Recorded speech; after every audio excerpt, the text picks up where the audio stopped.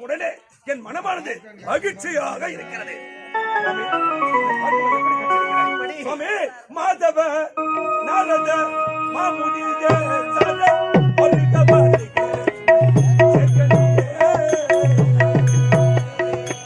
மாதவே நாரத மகமுனியர் வருக வருக கணி